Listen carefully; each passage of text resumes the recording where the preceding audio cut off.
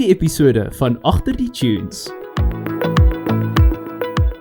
Baie keer is iets wat skeefloop op stel die beste ding wat kan gebeur vir die produksie. Ons het net een bed aan die brand geslaan, so dit is kind of die een kans. Ja. En ek kyk hierdie musiekvideo en ek sê soos, ek weet nie hoekom nie, maar hierdie gee vir my hoop. Want elke musiekvideo vertel 'n ander storie. En elke storie 'n ander geleentheid om iemand anders se hart te raak.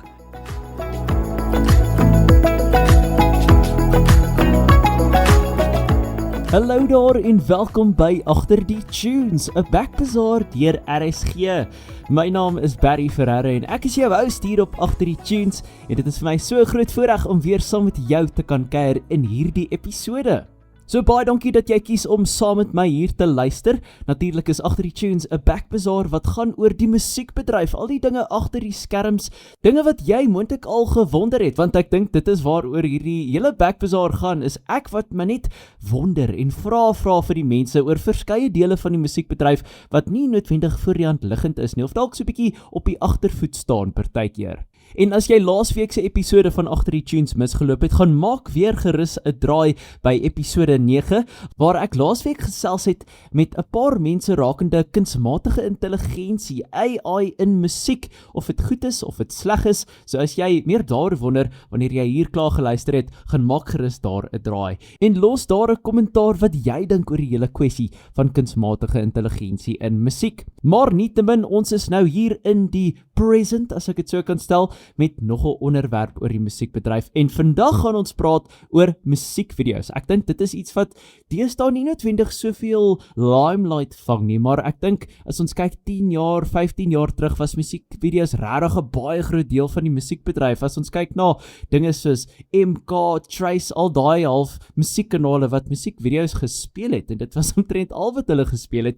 So ek het gedink, weet jy wat, dit het so 'n belangrike rol gespeel en strybaar speel dit nog steeds 'n belangrike rol in die musiekbedryf. So ek het 2 mense aan die hande gekry wat musiekvideo's maak vir 'n lewe. So as enige iemand vir ons 'n beter idee kan gee van presies wat gaan vir wat in hierdie deel van Suid-Afrikaanse musiek, dan gaan dit beslis hulle wees. So sit gerus terug waar ook al jy nou luister saam met my en kom ons hoor wie ons gaste is vir hierdie week se episode van Agter die Tunes.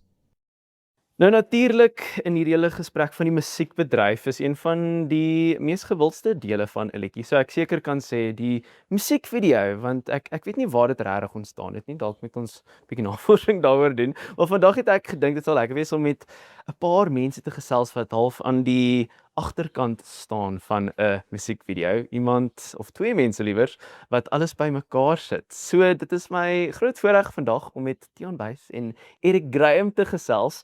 Mense wat al 'n ding of 2 weet van 'n musiekvideo skiet. So manne, baie dankie dat ek met julle kan gesels hier op Agter die Tunes vandag. Nou, is lekker Barry, altyd lekker met jou te gesels. Ja, lekker om hier te wees. Ja, Lekker om te gesels. lekker. So ek dink my eerste vraag aan julle is, hoe gaan dit met julle vandag?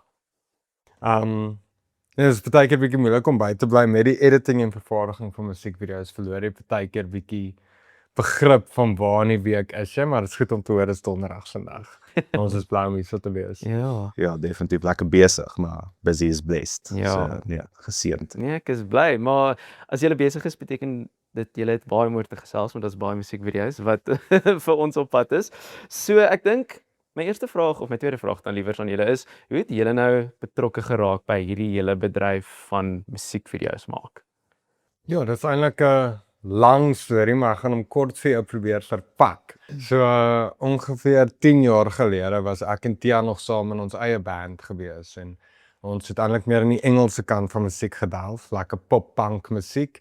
In 'n band gewees saam met Arno Venter wat nou drums speel vir Robbie Wessels en Pierre Delaporte wat nou drums speel vir Fransje van Cooke en Zaan Sonneke. So een of ander manier het ons almal ons pad in die Afrikaanse bedryf gevind, so deur die jare. Maar daai tyd kon ons nie musiekvideo's bekostig nie. En ons is okay, hierdie is actually nogal duur. En ons is net 4 studente wat nie eintlik weet wat ons gedoen het daai tyd nie. En ek het 'n kamera uit my kas uit gegrou en ons eintlik maar net beginner content afneem en DIY music videos aan mekaar probeer slaan en toe besef ek soos hierdie is actually baie cool vir my. Toe vind ek uit mens kan dit actually gaan swat, so ek het toe by Open Window gaan swat vir 4 jaar, my graad en my honeurs daarso gedoen. in film arts en visual communication. En deur die jare dink ek was ons maar net baie geseënd deur op die regte plek te wees op die regte tyd. Daar was 'n hele paar deure wat hulle self vir ons kom oopmaak het. Ons het eintlik maar net die golf gery. Ons het eintlik maar net lewe geniet. Daai tyd was die band nog die prioriteit. So deur die jare het die band ook weggeval, maar tot eendag toe gekom waar ek as 'n gitaarspeler geboek was vir 'n musiekvideo vir Tasha Zaiman, haar eerste single net na die kontrak 2019. En ek dink toe, okay, laat ek nou maar net wys ek kan gitaar speel vir die Afrikaanse bedryf. En terwyl ek daar was, toe gesels ek met Johan C. Venter, wat daai tyd bemarkingsbestuurder van Kaleski was. En hy vra my of ek 'n voltydse musikant is en ek sê nee man, ek maak actually music videos. Daai tyd het ons net so 3 of 4 musiekvideo's agter ons naam gehad, maar ek wou nou lekker confident wees, het nou net gegraduate, so ek moet myself nou Fake it till you make it. Ja, nee, 100%. En hy vra toe of ek 'n website het en daarom by Open Window moes ons vir 'n elective 'n website maak vir punte.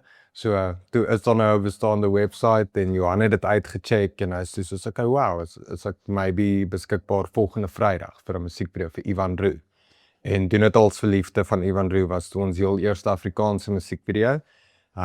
Oktober 2019 en nou sit 6 jaar later en ek dink ons het nou so 170 musiekvideo's intussen vir die Afrikaanse bedryf gedoen. En ja, van daar af, ons het begin werk met die Afrikaanse groot kunstenaars en Kaleski kunstenaars, maar deur die jare het een deurgelei na ander. Ons het persoonlik met baie verskillende independents te doen begin kry, soos Spoegwolf en Fransje van Cooke. Deur die jare ook met Sony Select en Universal se artists begin werk. So nee, dis regtig net 'n very blessed journey so far. Lekker, ja.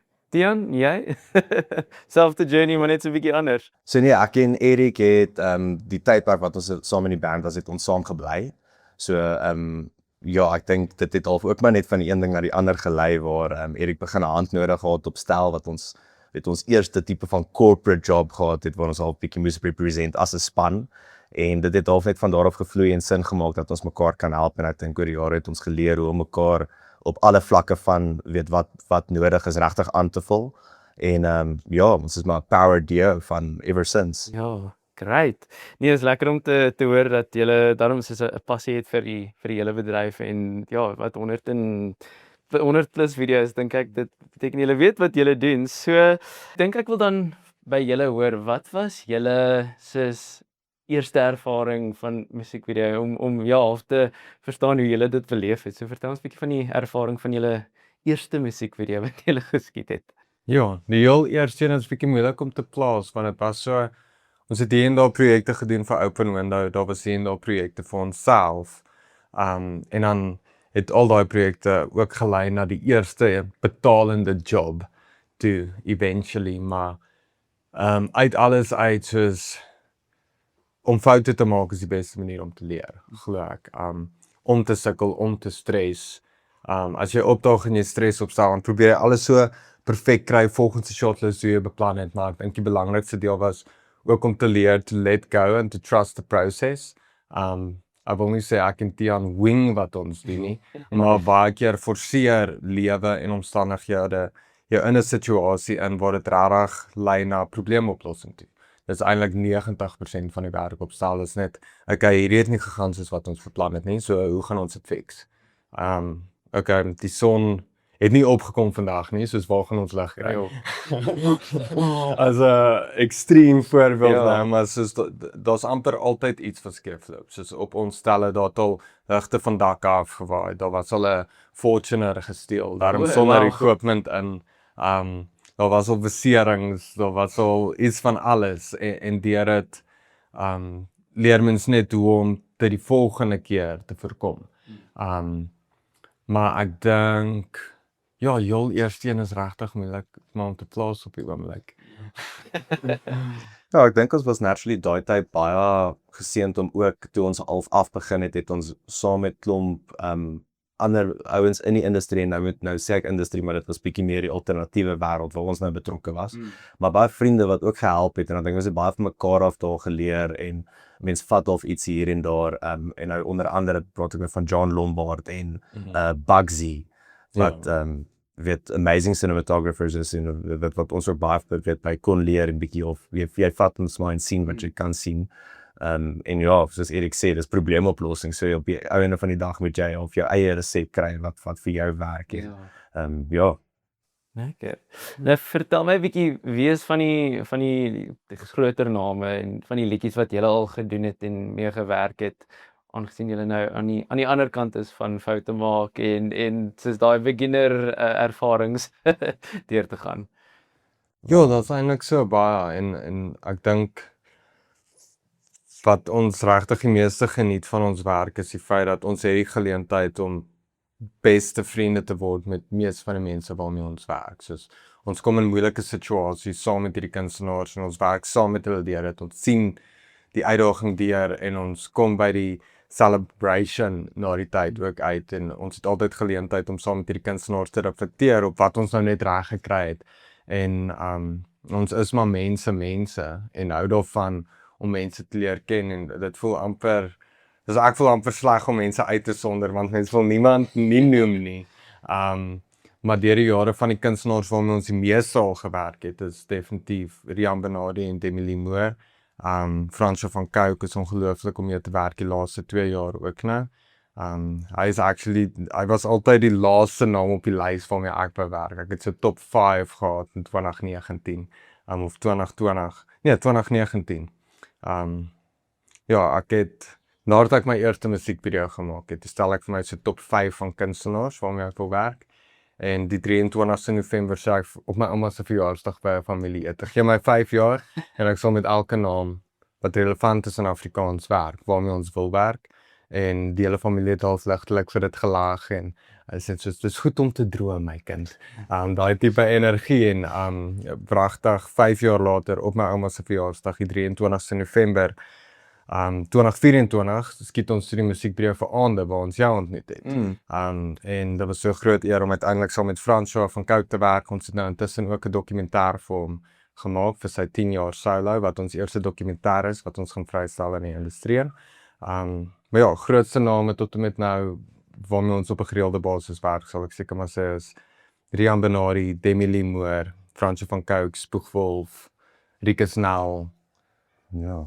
Wil jy 'n paar bylas? Brendan Piper, Karin van Jaarsveld. Ja, regtig geseënd om met al die mense te kon werk en ja, lekker wyd versprei oor die industrie. So dis vir ons ook lekker om half bietjie die kommersiële kante gesien het, maar ook bietjie beweeg in die alternatiewe wêreld en weet meer met mense so Speed van Pletsen en of die alternatiewe wêreld is. Ek dink waar ons hart ook bietjie half warmer is, as ek so kan stel. En dis waar ons vandaan kom, so ek dink is net, vir ons amazing industrie om nou in te betree. Jo, nee, ek dink dis baie cool en ek dink die hele alternatiewe wêreld van musiek wat natuurlik soos 10, 15 meer soos nader aan 20 jaar terug soos regtig groot was, om te sien dat daar nog steeds van daai kunstenaars is wat 'n naam maak en soos nog steeds baie gewild is, maar dit is 'n gesprek wat ons op 'n latere stadium sal hê op agter die tunes. Maar ek wil nou by julle hoor. Nee, ons praat nou van musiekvideo's. Wat is 'n musiekvideo vir julle?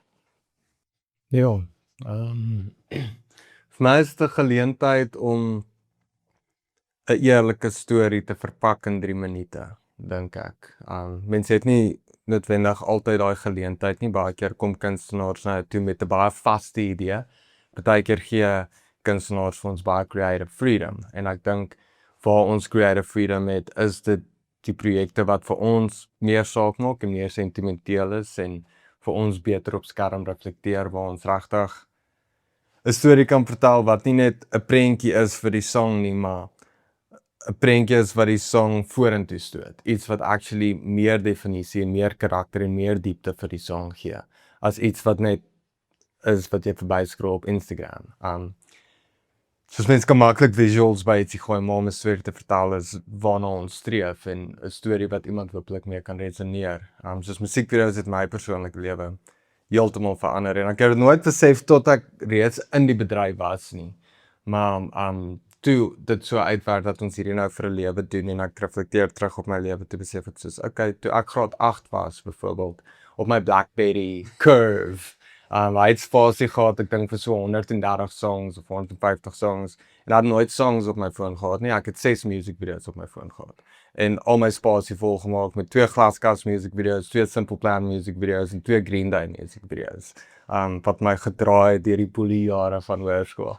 En net so in graad 9 was daar 'n baie spesifieke musiekvideo van 'n band oor see wat net my hoop gegee het. Een aand kyk ek net MK en dan kom 'n musiekvideo van All American Rejects op.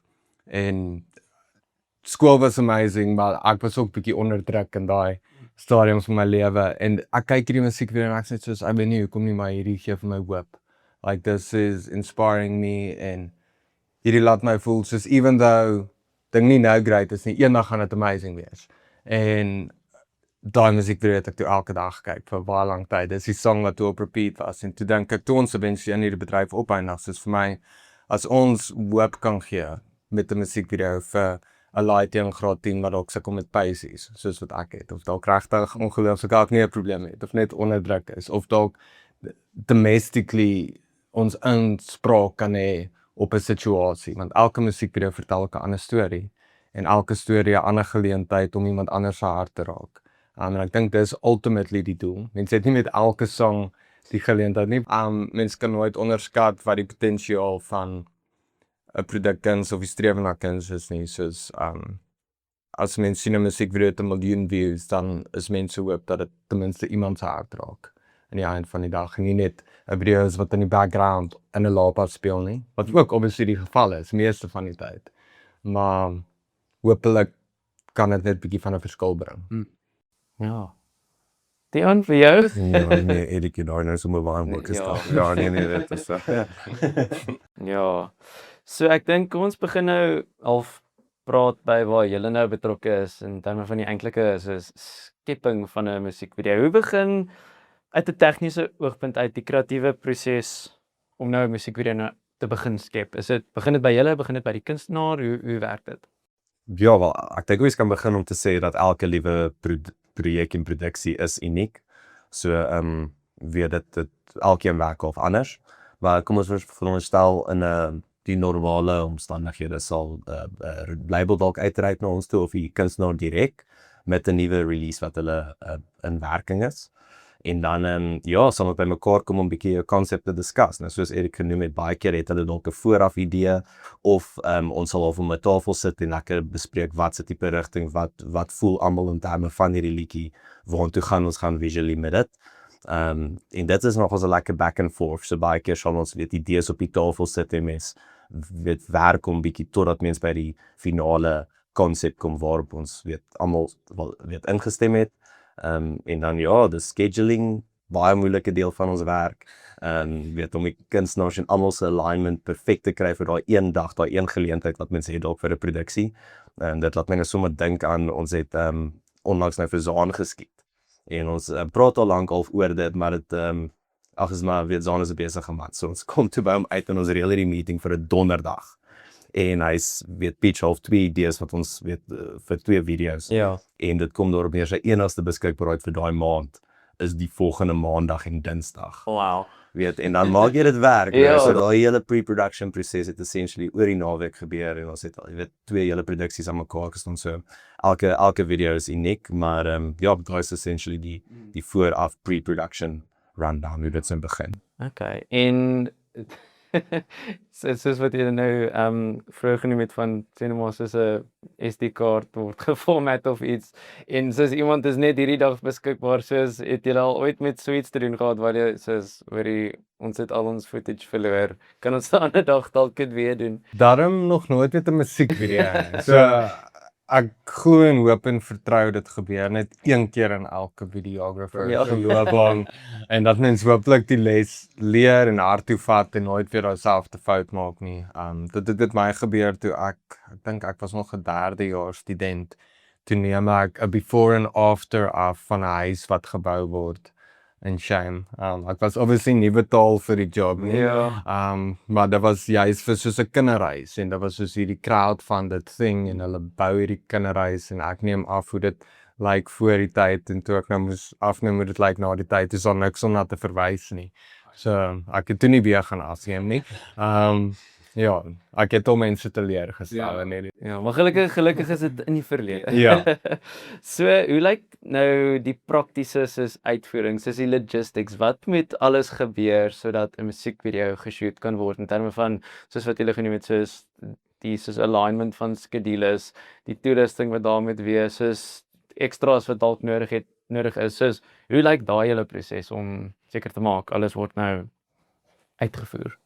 So ek is baie bevoorreg omdat ek in die posisie is dat ek 'n Tiaan in my lewe het. Ons werk meestal met al ons eie gear en equipment, maar Tiaan run equipment, hy run die extras, hy run die logistics. Ek sal baie van die conceptualizing doen, maar hy sal dit deursien. Ek sal shoot en hy sal almal op style manage terwyl hy braai, terwyl hy catering doen, terwyl hy die volgende musiekvideo tussenin reel. So ek dink hy sal dit beter dra. Ja, weet jy, as mense 'n two-man team is, dan eindig mense op om nog ons baie titles te hê. Ja. So daar's baie credits in die einde van 'n movie. Daar's baie rolle wat vervul moet word. So ek en Erik is maar net 'n tweemans van. So ja, ons doen werklik waar alles van catering tot casting tot make-up. Weet ons het al ek het dit op my CV gesit, maar ek het al bietjie make-up vir Bobby van Jaarsveld gedoen. Wel. Dis En vir my nou so bedoel mooi ek, lyk. ek het vir my poeier opgesit, maar ek bedoel ja, ons doen regtig waar iets van alles. Vanaf die conceptualizing afgehandel is en ons het 'n solid plan, dan beteken dit ons moet nou natuurlik al hierdie begin in werk stel en die datum is die belangrikste, weet, om daai alignment te kry. Maar alles val gewoonlik so mooi in plek. Ons het amazing mense wat ons altyd weet half mee werk en baie nice verwysings in die industrie.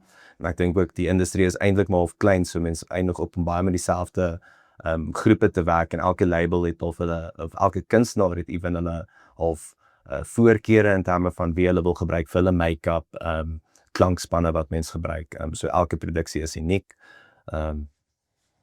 Ja, prakties op 'n musiekvideo stel, dit is nou half ook elkeen is uniek, nee, weet elke video het sy uitdagings en ja, ons probeer so ver as moontlik op ons shotlist wat nou vooraf opgestel is bly, maar lewe gebeur en ons is ek dink dis wat ook altyd lekker maak om saam met ons te werk. Ons kan dinge baie maklik on the fly doen en ons is nogals goed met ons guerrilla style shooting. Want ja, partykeer moet mens maar net aanpas en mens dalk imagine hierdie beautiful scene en as jy by die venue aankom, is dit dalk nie heeltemal soos 'n raai foto gelyk het nie. Of jy sien dalk iets wat 10 keer mooier lyk as wat jy kan hoop. En dan sê jy so kyk cool, kom ons scratch daai idee, kom ons doen eerder hierdie. Ja, ons laat dit definitief die spasie op vir homself praat en ons is baie oop vir interpretasie, waar mens partykeer verlore kan raak in 'n shotlist en alles wat op skrif is, met mens partykeer net eerder die oë gebruik en sien wat voor jou is. Ja. So julle het nou 'n paar soos voorbeelde vroeër gebruik van soos situasies wat nou buite julle beheer was, van soos ligte wat afgeval het of so hoe hanteer julle daai tipe van situasies en soos en hoe hanteer die kunstenaars daai situasies? Soos freak hulle bietjie uit of is hulle net soos hoorie guys, dis in julle hande? Die beste voorbeeld waar iets regtig skeef geloop het op 'n musiekvideo is dalk Rian Bonadi Spontaan. Dit was ook, ek dink, ons deurbraak musiekvideo. So ons het hom verfilm, ek dink begin 2021 en dit was so net op die punt wat Rian ook baie vlam begin vat het. Dis 3 maande nadat sy album uitgekom het. En ons sê okay, cool, ons gaan 'n eenvoudige musiekvideo doen vir Spontaan. En oorspronklik, dis nie hoe dit uitgedraai het nie, maar oorspronklik was die idee om 'n one-take musiekvideo te hê waar daar dan geen snypunte in die video is nie. Dis een aaneenlopende beweging. En dit was 'n great idee. Ons het dit van 2:00 die middag tot 5:00 die middag geoefen en 20 keer deurgehardloop. Rian word wakker in 'n bed langs 'n mooi girl. Hy sit regop, dink aandagtig, staan op, draai om en dan is die bed aan die brand. Stap oor 'n bergie, gaan lê aan die einde in 'n ander bed. Dit was die idee. En ons oefen dit en intussen is daar ook punte waar die musiek van gewone tyd na dubbeltyd toe gaan in 'n aaneenlopende beweging. So Rian het gewone tyd gesing en dan ewe skielik dubbeltyd, ewe skielik weer gewone tyd, sodat mens kon spring tussen slow motion en hy heeltyd saam sing. En oefening gaan amazing, alles is great. Nou wag ons maar net vir die son om te sak voordat ons hierdie bed actually aan die brand slaan. Ons het net een bed om aan die brand te slaan, so dit is kind of die een kans wat jy Ja. het. So ons het 2 beddens gelukkig saamgevat. So daar's een bed aan die een kant van die veld, ander bed aan die ander kant van die veld waar hy moet eindig. En soos ons begin verfilm, gaan alles perfek. Rian se acting is perfek, alles is perfek. Tian, ons het BTS van daai waar mense kan sien hoe hierdie spannetjie van 6 mense net agter die kamera bly, soos ons 360 grade draai en almal hardloop net oor hierdie veld. En Tian so vinnig soos die wind, soos vat net olie en gooi daai hele bed vol petrol. Vat 'n stukkie blits, gooi dit deur die lug en so waar as pragtig steek daai bed aan die brand. 20 meter vlam in die lug op en ons is soos hierdie is perfek, dis amazing, alles gaan fantasties. En soos ons by die bultjie oploop, toe het die ou wat die playback gedraai het en een van die ligte gedraai het, getrip. En in daai trip beweging stop die musiek en stop die playback en dis die oomblik vir ons almal gelyktydig geweet het, soos okay. Hierdie is dalk nie meer so perfek of ideaal nie. En Shaima, soveel respek vir Rian in daai oomblik gekry het ons mekaar ook net begin leer ken, maar hy toe ook net sonder playback hou hy aansing en hy die ritme is so mooi by hom, maar mens hoor ook so effe die kraak in sy stem want hy besef ook soos it ain't worth trying, but I'm going to try anyway. So the battle is already lost. En eventually kom die playback terug en dit's terug waar dit was en hy sal verder in die liedjie en ons sê okay, cool guys, cut. So ons probeer, maar dis nou verby daai bedbrand. Wat gaan ons nou doen?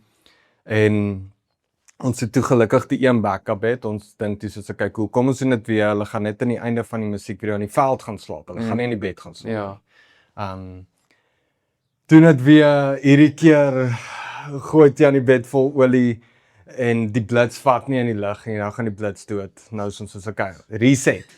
Ons probeer weer, nou kan hulle nie lê op die bed nie, maar nou sit vol olie, nou sit hulle op die bed. En ons verloor al meer lig, dit is eintlik al aand. En ons steek hom nog een keer in die brand, hulle gaan lê aan die einde van die video awkwardly in die veld. Gelukkig het ons een rehearsal take ook geneem en terwyl die een bed afbrand, toe sê ek vir Jan soos okay, kom ons neem dalk gou net een ekstra performance shot, net jy wat langs die bed wat brand sit en ons kyk of ons iets kan cut tussen al die verskillende clips. Net miskien kan mens iets saamstel. So dit's glad nie meer one take nie. Ja. Maar in daai oomblik moes ons veg vir lig en hardloop om hierdie ding bymekaar te kry en daai musiekvideo het nou 10 miljoen views of 11 miljoen views en dit het baie deure vir ons oopgemaak. So baie keer is iets wat skeefloop op stel die beste ding wat kan gebeur vir die produksie. Al sal mens dit nie in die oomblik so kan deursien nie, partykeer moet jy net die proses vertrou en kyk waartoe die produk jou vat en nie probeer die produk ergens heen forceer. Ja. Wow. Baie interessante storie daai. Wel, ek kom altyd so bekend te veel detail, maar ek wou net al die ups and downs mooi beklemtoon het. Ons sal nog eendag 'n hele dokumentaar maak oor daai dag. So verhaal om te vertel met ja.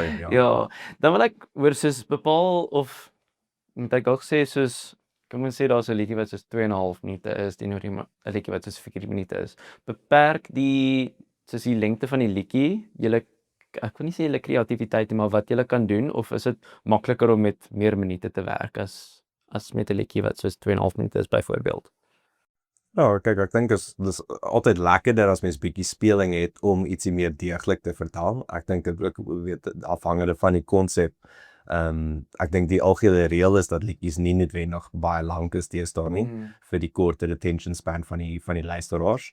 Wat dit eintlik maar 'n challenge maak het. Ons sukkel baie keer om regtig vir 'n volle storie net in 3 minute in te verpak. Waar ons baie keer 'n amazing idees het mense soos weet Erik is 'n storieverteller.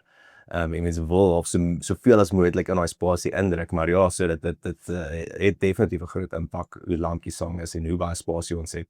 Klein goedjies, even soos 'n intro of 'n outro wat ons dalk ietsie addisioneel bysit. Ja, dit gee vir ons net 'n bietjie ekstra speling om 'n storie of meer konteks te gee aan die begin of so. So nee, baie belangrik, daai speling is baie belangrik. Okay.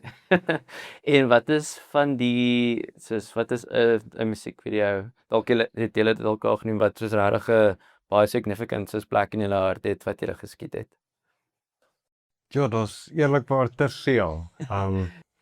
En dis 'n vreemde ding, soos ek het groot geword en eintlik glad nie van Afrikaanse musiek gehou nie. Ek het groot geword in alles ras en een of ander manier deur die jare het daar net 'n resentment teen Afrikaanse kultuur bietjie ontwikkel en Afrikaanse musiekvideo's het regtig my kom red in daai opsig. Vanaf toen het ons verliefde vir Ivan Roo wat die eerste Afrikaanse musiekvideo was, deur die laaste 6 jaar het Afrikaans geweldig op my kom afsmeer en nie net die musiek nie, die kultuur, die mense, net elke liewe aspek van dit. Ek is 100% Afrikaans nou weer en trots. Al is daar 'n bietjie mengels in die mengsel. Is dit regtig 'n eer en voorreg om in hierdie industrie te werk. En elke produksie het 'n storie. As ons terugkyk op ons eie werk, elke liewe produksie voel soos 'n stukkie wat ek in 'n joernaal geskryf het, want ek onthou die edit, nie noodwendig die edit proses nie, maar ek onthou waar ek emosioneel was as ek kyk na 'n produksie van 5 jaar terug. Dis asof mense die geure van die seisoen onthou saam met die terugkyk daarvan. So elkeen is ongelooflik waardevol, elkeen is baie spesiaal. Daar's min produksies wat suur gevoel het. Ek dink in ons lewens ons regtig min wat ons vassit met kunstenaars. Obviously, mens klik nie met almal nie, partykeer gebeur lewe en misverstande gebeur ook. Maar oor die algemeen dink ek is elke produksie eintlik maar amazing. En elkeen is 'n blessing en baie keer het mense 'n slegte dag en dan kyk mense op en jy besef jy is in hierdie paleis in Silver Lakes of Mooikloof waar jy by iemand se fancy huis shoot en jy werk saam met 'n kunstenaar en jy soos ek lewe letterlik my droom. Ek het nie 'n rede om 'n suurdag nou te hê nie. Soos wees teenwoordig, geniet die oomblik, doen die beste wat jy kan en gaan vorentoe. Maar as ek een produksie moet uitsonder, daar was so baie hoë oomblikke in die laaste 6 jaar en baie verskillende produksies gee ook 'n verskillende tipe tap on the shoulder. Dis 'n verskillende validation wat jy kry van verskillende ervarings af. Maar Bokbevonk van Fransje van Cooke en Robbie Wessels was nogal 'n uitskieter. Om op loftes te kan staan en twee legendes in die Afrikaanse bedryf soos Frans van Cooke en Robbie Wessels langs mekaar te sien 'n lyndansie doen. Is nogal iets wat mense nie maklik vergeet nie en dan aan die einde van die dag wanneer jy keer afslaan en jy's die laaste mens op loftes en die ligte sit af soos jy afloop en jy besef hierdie ligte was aangehou vir hierdie produksie, vir dit wat ons mee besig is om te doen, dan besef mense half die skaal van dit in 'n oomblik en dan is daai oomblik ook verby en jy werk 2 weke later op 'n baie kleiner skaal, maar waar ietsie anders magical gebeur. So nee, elke produksie is magic in sy eie manier. Ja. Wat lekker is, ek en Erik sal met elke produksie, amper elke produksie sal ons ernstige oomblik het wat ons half net onsself afsonder van die res af en net so half 'n oomblik saam spandeer en net vir mekaar sê, hoorie, kyk waar is ons nou alweer, weet wat 'n amazing plek is hierdie, of weet kyk met wat 'n amazing kunstenaar ons hier so werk, so of gereeld daai oomblik waar ons reflekteer en net dit regtig inneem. So soos Erik sê, hulle almal het eintlik 'n spesiale plek in ons harte en elkeen is uniek en al is dit 'n klein oomblik wat ons saam spandeer het en ongeag die kunstenaar, ons het al 'n musiekvideo gedoen wat sommer vir 'n baie independent kunstenaar was wat nou nie noodwendig hierdie miljoene views kry nie, maar daai een produksie was daar so spesiale oomblik na die tyd wat ons net half in hierdie bergreeks sit en dit is net 'n beautiful oomblik, so is half meer ook persoonlike ervarings groter as noodwendig die produksie self, maar net waar ons is en die feit dat ek en Erik hierdie saam kan doen is baie special. Ek dink 'n produksie wat sommer net vir my uitstaan is Demi se Visa Hartbreek vanaand wat een van my eerste groter skaalproduksies was wat ek saam met Erik gedoen het aan die begin. En dit was sommer net fenomenaal om of net in te stap en ons skiep by Sun City en ek dink daai oomblik wat ek en Erik gehad het was in daai presidential suite op die stoepie en ons kyk jy weet af oor die hele Sun City en dit was net so amazing en dit was 'n groot oomblik so ook in 'n besonderse musiekvideo wat nou Ja, en die enigste musiekvideo ek dink wat al by Sun City verfilm was. Ek weet daar was ook 'n film daar met Adam Sandler wat obviously bietjie groter is, maar dit was die eerste musiekvideo by Sun City vervaardig en ja, daai presidential suite soos Tiaan ook sê, dit was die eerste produksie saam Demi. En Shane sulke mooi oomblik vir my, sy was so eerlik met ons gewees, maar sy was gewoond op daai punt om saam met iemand anders te werk en sy het nie 'n regtig 'n mooi idee gehad van ons werk of wie ons is nie. En dit het nou so uitgedraai dat ons hierdie musiekvideo vir haar vervaardig en op 'n punt sit ons en ons speel net ek dink Spin the Bottle of soos Truth or Dare of ietsie net almal na hierdie groot dag van 12 ure wat ons nou gewerk het. En sy sê op 'n punt net so sy wil baie graag eerlik wees, so sy was eintlik nie baie opgewonde om saam met ons te werk in die begin nie, want sy het ons nie regtig geken nie, maar na hierdie sy dink nie sy wil ooit weer saam met enigiemand anders werk nie. En ons het intussen van nog 12 musiekvideo's gedoen. Net 12. Sy daarin maar woord gebly. En nee, dit is regtig ongelooflik na aan ons harte en daai produksie sal ook altyd een wees definitief. Soos ek sê, mens kan nie een musiekvideo uitsonder nie, maar hy's 'n top 1 in 'n sekere kategorie, ten minste. Ag nee, dis regtig great om dit te hoor. Ja, en ek dink dit is ook soos 'n testament tot soos julle benadering. So ek dink dis regtig cool dat julle regtig soos julle hart en siel insit en soos wat ek nou met julle gechat het vandag om te weet dit is nie net soos 'n musiekvideo nie. Dit is soveel meer en dit gaan baie dieper as dit. Maar ek dink dan om af te sluit, het ek 2 vrae vir julle. Eerste vraag, omdat ons nou praat oor musiekvideo's, wat is julle soos all-time favorite musiekvideo? Wat ons self vervaardig het? Nee, of wat net- soos enige kunstenaar van Ja, Ja, dis moeilik vir the all-time favorite. Ja, ek dink dit sal waarskynlik bylas by Erik wat gesê het, weet of daai tydperk wat ons ook nou of jonk was, die musiek weer so 'n groot inspraak op ons lewens gehad het. Ek dink 'n classic wat sommer nou vir my uitstaan is Into Deep van Sum 41. Wow, ja. Wat dit is of 'n classic is en ek dink daai early 2000s tydperk MTV, daai tipe van alles het net so invloed gehad en ek dink die feit dat hulle net al vir die fun goed kon doen met musiek, dit is nie noodwendig hierdie crazy konsep en 'n hele storie, dit was net pure fun en dit lyk net soos 'n amazing tyd, so ja, was seker daai een vir my.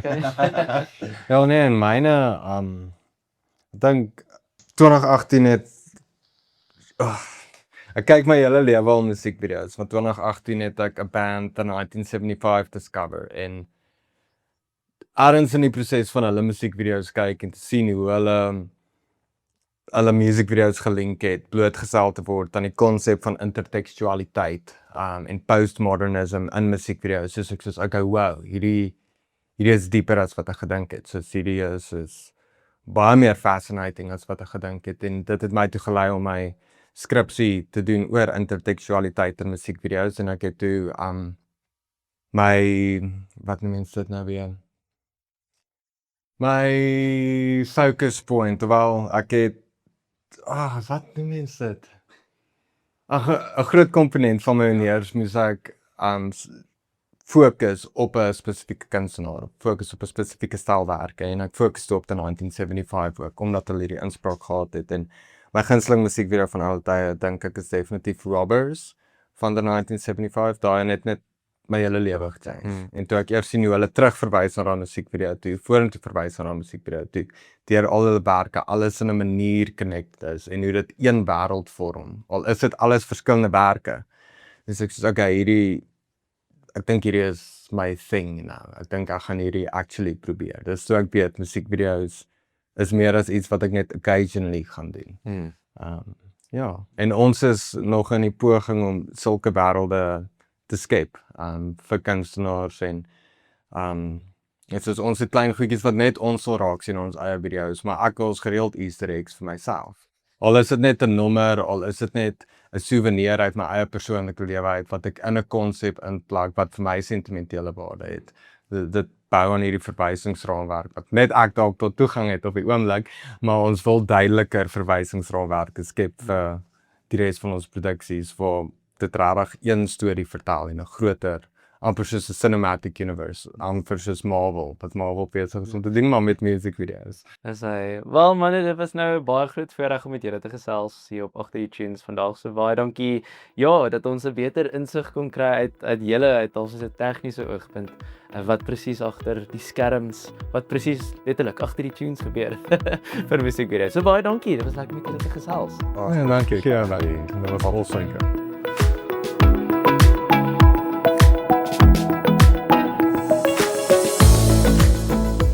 Dit was Agter die Tunes gewees, 'n backbazaar deur RSG. My naam is Barry Ferreira en ek hoop jy het lekker saamgeluister. As jy die potgooi geniet het, laat weet ons gerus in die comments en gooi ook sommer 'n thumbs up terwyl jy daar is. Onthou ook om die potgooi te deel met al jou vriende en sommer jou vyande ook. Jy kan gerus RSG gaan volg op Instagram sowel as Facebook by @RSG_1004FM om op datum te bly met al ons backbazare. Ons wil ook graag weet waaroor en met wie jy wil hê ons mee moet gesels op Agter die Tunes. Laat weet ons gerus hier of stuur vir ons 'n e-pos by info@rsg.co.za. Tot en met volgende keer, mooi bly.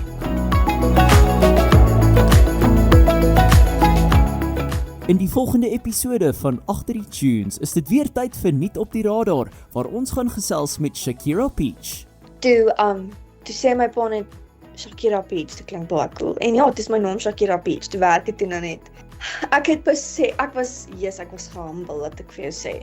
En toe somehow eindig ek op met 'n platekontrak, letterlik 2 maande uit matriek uit.